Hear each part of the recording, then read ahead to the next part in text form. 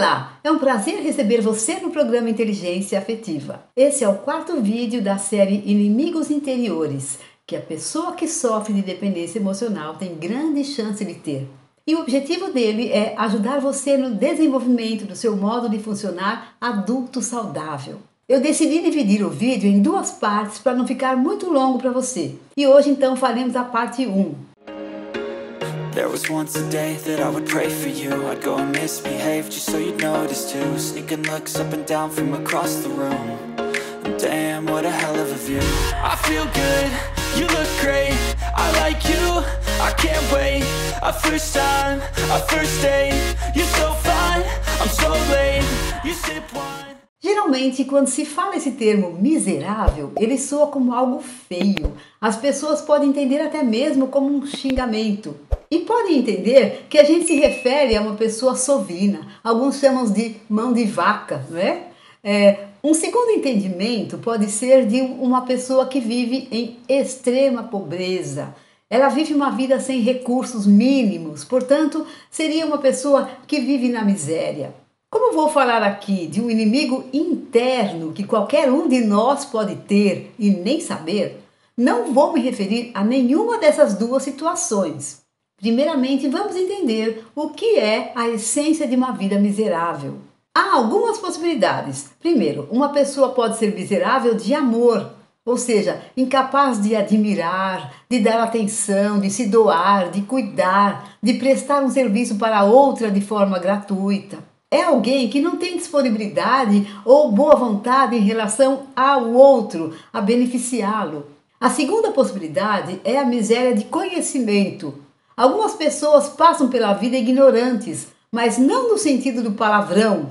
De novo, não estou xingando ninguém. É no sentido de ignorar o conhecimento, a verdade. Essas pessoas não buscam conhecimento, vivem uma vida rasa, com informações rasas, sem se aprofundar, sem estudar, sem investigar o que há por trás das aparências, sem se importar em olhar sob outros pontos de vista. Pessoas que passam pela vida com miséria de informação profunda e conhecimento. Essas pessoas querem se divertir, não querem se preocupar com o que acontece em torno delas. Elas não buscam entender como funciona um relacionamento, não estão nem aí, e isso revela, possivelmente, uma vontade de não se responsabilizar, pois o conhecimento pode atrair responsabilidade. Porém, essa é uma questão séria, porque o conhecimento é poder. Conhecimento nos coloca na posição de protagonistas, em vez de vítimas de ideologias alheias. E é claro que provavelmente não é o seu caso aqui. Se você está me escutando hoje, é porque busca conhecimento. Você sabe que eu gosto de aprofundar no tema que me proponho apresentar. Por exemplo, estou sempre estudando sobre a dependência emocional, codependência e trazendo para vocês os pontos de vista de outros autores estudiosos do tema. Porque eu sei que para você vencer esse transtorno é preciso entendê-lo em profundidade. E por falar em profundidade, você conhece o meu curso da Criança Interior Ferida? Ele é uma grande oportunidade de conhecer muito mais a dependência emocional, a sua origem e como ela se desenvolve na nossa vida. E também pode lhe ajudar a dar um grande passo para curar a sua criança interior. Se você tem essa curiosidade saudável pelo conhecimento nesse assunto, vou deixar aqui um card para que você saiba mais. Um terceiro tipo de miséria é a miséria de visão, que também está relacionada à falta de conhecimento, mas uma coisa pode acontecer sem a outra. Ou seja, as pessoas podem ter muito conhecimento e ainda assim uma visão estreita, como se fosse uma visão em túnel, entende? Um túnel, também chamada de abstração seletiva. Então, tudo que está fora desse espaço, ela não consegue enxergar. Então, a pessoa pode ter uma visão estreita de si mesma, dos relacionamentos, do funcionamento da sociedade, da política, da dinâmica da vida, e essa visão estreita tem muitas consequências. Uma pessoa pode ter visão estreita porque está presa a um dogma, então ela enxerga tudo através daquele filtro, da lente daquele dogma. O que estiver contido no dogma tem um valor, e o que estiver fora tem outro. E pode até simplesmente nem lhe interessar. só porque o seu dogma entende como falso ou errado. O quarto tipo de miséria é a miséria de virtudes e qualidades pessoais. E isso faz toda a diferença na vida e nos relacionamentos. Eu vejo no consultório muitas pessoas, elas querem encontrar um parceiro virtuoso, ou seja, honesto, trabalhador, responsável, generoso, disciplinado, equilibrado e tantas outras virtudes. Mas a própria pessoa não se preocupa se ela corresponde a esse padrão que está buscando. Muitas vezes é uma pessoa que funciona de forma egoísta, destemperada, até abusiva em alguns casos, mas quer encontrar um príncipe. Fica difícil, né? E como a gente adquire virtudes ou qualidades e competências? Primeiro, a pessoa precisa ter um interesse nesse assunto, ocupando-se em evoluir, em se desenvolver nas várias áreas da vida a cada dia. Por exemplo, eu posso perceber que ando muito rígida nos relacionamentos e preciso ampliar a minha flexibilidade, ou a minha paciência, ou humildade, ou suavidade, ou assertividade. Aliás, assertividade é uma das competências que eu mais trabalho na psicoterapia com os codependentes. Ou posso me dar conta de que preciso desenvolver mais humor, né? Ter capacidade de fazer o outro rir, ou criatividade, ou originalidade, para viver uma vida interessante e divertida. Ou posso notar que preciso desenvolver mais o entusiasmo, a minha motivação intrínseca para realizar o que eu me proponho. Ou preciso desenvolver mais coragem, outra questão bem comum no consultório. A nossa criança interior ferida pode ser muito medrosa por causa dos traumas da infância e ela pode nos impedir de caminhar para decisões importantes, como uma separação de um relacionamento tóxico, ou de começar a me expor e realmente ir em busca para encontrar um novo parceiro. Existem muitas outras virtudes que podem fazer a nossa vida mais plena e significativa. Quanto mais sou virtuosa, mais encontro pessoas virtuosas ao meu redor e mais me satisfaço na vida como um todo. E isso me faz lembrar uma série de pacientes que me dizem assim: se eu me tornar ainda mais virtuosa ou ainda me aprimorar ainda mais, eu vou ficar com mais dificuldade ainda de encontrar um homem a essa altura, à altura de mim. Muita ilusão, gente, não é verdade, tá? Quanto mais você se torna virtuosa, mais você enxerga pessoas assim no mundo para poder se relacionar com elas. E eu gostaria de saber se você está gostando desse vídeo. Se sim, dê o seu joinha. E se gosta desse canal, se inscreva e clique no sininho para receber as notificações dos próximos vídeos. Assim você ajuda muito a mim e o canal a crescer, pois fazendo isso, o YouTube entende que o conteúdo desse canal é relevante. E você também me estimula a fazer novos e outros vídeos. E quais são as formas de manifestação da miséria? Vou falar aqui especialmente do que se relaciona com a dependência emocional ou codependência, ok? Observe bem.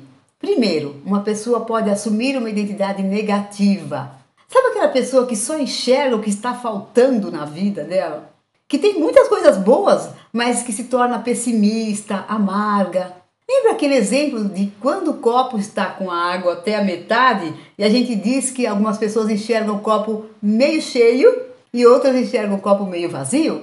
Por exemplo, na psicoterapia com o codependente, às vezes isso acontece. A pessoa não consegue considerar como positivas as suas mudanças a menos que ela encontre um parceiro. Se ela ainda não encontrou o parceiro ideal, nada andou e a vida continua horrível porque ela está sozinha. Na minha percepção, se a pessoa tem os recursos para caminhar rumo ao seu objetivo, se ela está se preparando para a sua recuperação da codependência, ser otimista é ser realista, não poliana, como alguns consideram. De modo geral, a pessoa que tem a tendência de ser pessimista acha que está sendo realista, mas isso é uma defesa contra a frustração, contra o desapontamento. É importante notar, o que ela não percebe é que esse jeito de funcionar negativista ou pessimista atrai o que ela não quer, não o que ela quer. Segundo, a pessoa pode cultuar a crença da escassez. Essa é uma crença altamente limitante. A pessoa acredita que tem pouco e que isso é motivo para ela se desestimular. Por exemplo, eu escuto isso muitas vezes no consultório, ou até mesmo aqui nos comentários do canal. Tem poucos homens disponíveis. e muitas mulheres sozinhas. E eu pergunto para essas pessoas, mas quantos homens você quer ter como parceiros? E elas respondem sempre, um, claro. E eu digo, você que só quer ter um e você acha que não há um homem nesse mundo que se encaixe no perfil adequado para você? E a pessoa continua se apegando à crença de que é muito difícil encontrar alguém, porque tem poucos homens. E elas até falam que o que tem ou já está casado e os que não estão casados são problemáticos. É tudo historinha, gente. A questão é que talvez encontrar o parceiro ideal para ela requeira algum trabalho e esforço. Muitas vezes requer criatividade, abertura para outras possibilidades. O que eu vejo muitas vezes é que a pessoa não se esforça para encontrar o que realmente busca, não abre novas portas. E eu entendo que, por trás dessa decisão, está a crença de que é melhor se proteger do que se frustrar. Terceiro, a pessoa pode satanizar ou glorificar o passado. Sabe aquela pessoa que fica presa no passado porque teve traumas importantes lá atrás? Ela traz mágoas e ressentimentos e alimenta isso a cada dia. É como se ela fizesse questão de não esquecer o passado nunca. Talvez para não passar por isso de novo. Sim, pode ser uma defesa psicológica contra o sofrimento, mas isso é péssimo se ela quer ir para frente na vida. É também como um culto ao passado, e as experiências passadas são muito importantes para gerar aprendizado e sugerir mudanças. E se a pessoa aprende as lições e se desenvolve, o passado não é suficiente para prever o futuro. A pessoa que funciona assim joga fora o presente. Olha isso, o presente é a única realidade que temos. É um presente e ela joga fora para ficar no passado, que não existe mais. Olha só, eu gostaria de mostrar para você um livro que é muito interessante para entender essa questão de cultivar a miséria na vida. O título dele é Sempre Pode Piorar, ou A Arte de Ser Infeliz. Se você conseguir encontrá-lo para ler, é ótimo. Não sei se ele está esgotado, mas tente. Vou ler para vocês aqui só um trechinho dele que diz o seguinte: naquela hora eu errei. Agora sou vítima do meu próprio erro e não posso me perdoar. Imagine isso, a pessoa não consegue dar uma chance para si mesma para ir adiante. Assim, ela não pode virar essa página. Se a pessoa errou, errou. Não dá para mudar o passado. Mas não, a pessoa que fez isso, ela precisa continuar se martirizando com aquele chicotinho diariamente. Isso é uma forma de cultuar o passado. O outro trecho que eu quero ler para vocês do livro é ainda mais sério. Escute bem, o autor está falando aqui de privações e frustrações passadas e sobre a pessoa que vive assim. Essas frustrações, dores e traumas do passado possibilitam-lhe permanecer na torre de marfim da sua indignação. Aí ela ficará lambendo avidamente as feridas abertas do passado para que nunca mais sequem. Olha que forte isso.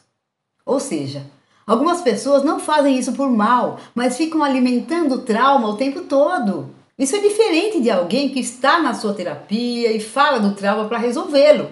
Algumas pessoas usam o trauma como quase que uma bandeira pela vida toda. Fui abandonada pela minha mãe quando eu tinha 5 anos, ou, sei lá, fui abusada pelo meu pai quando criança, ou outra situação terrível que a pessoa tenha vivido. Não tenho dúvida e não estou julgando aqui, mas a conclusão da pessoa é: a vida fechou a porta para a minha felicidade e por isso não posso mais ser feliz.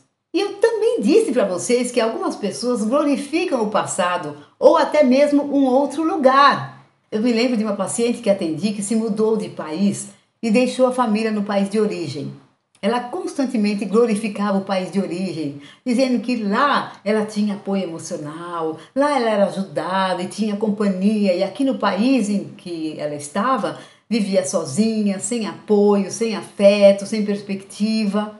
Na ocasião, ela tinha um impedimento para voltar e não conseguia avançar. Ela não conseguia abraçar o aqui e agora e estava presa lá no outro lugar e no passado. E você? Conta pra gente aqui nos comentários se algo nesse vídeo te tocou. Se você já teve algum desses comportamentos, quem sabe o seu comentário pode gerar um novo vídeo. Lembre-se que a parte 2 desse vídeo, com mais 5 formas de ativar o inimigo interior miserável, vai surgir aqui no canal. Eu não sei se na próxima semana, mas logo mais. Não perca! E aproveite para compartilhar o vídeo com quem você percebe que atua dessa forma. Dê o seu like, mostrando a sua gratidão se você gostou. E se ainda não é inscrito nesse canal, se inscreva e clique no sininho para receber as notificações.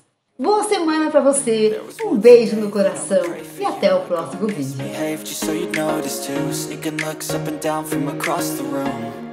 Damn, what a hell of a view. I feel good, you look great, I like you, I can't wait. A first time, a first date, you're so fine, I'm so late. You sip wine.